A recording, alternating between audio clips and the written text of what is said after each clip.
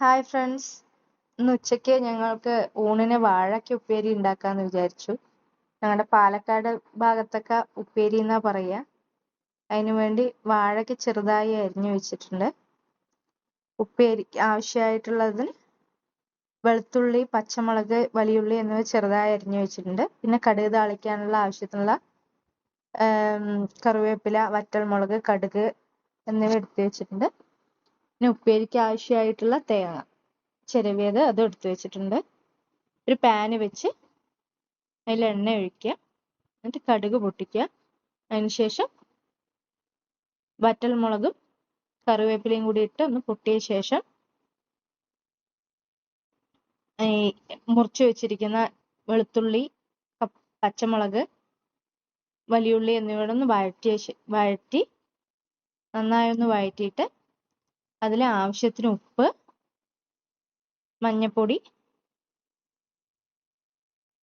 എന്നിവ ഇട്ട് ഒന്ന് നന്നായി വഴറ്റുക. മഞ്ഞപ്പൊടി പറയുന്നത് അതിലൊരു കുത്തണ മണം ഉണ്ടെങ്കിൽ അതിന് പോകാൻ വേണ്ടിയിട്ട് മാത്രം ഇടുന്ന മഞ്ഞപ്പൊടി. ചിലവർ ഞങ്ങളുടെ ഏരിയയിലും മഞ്ഞപ്പൊടി ഇടാതെയും വെക്കുന്നവരുണ്ട്. പിന്നെ എടുത്തു വെച്ചിരിക്കുന്ന തേങ്ങയും കൂടി ഇട്ട് നന്നായി ഒന്ന് വഴറ്റുക. ഒന്ന് വഴണ്ടി വന്ന ശേഷം അതിലേക്ക് ഈ വാഴയ്ക്ക കൂടെ ഇടുക.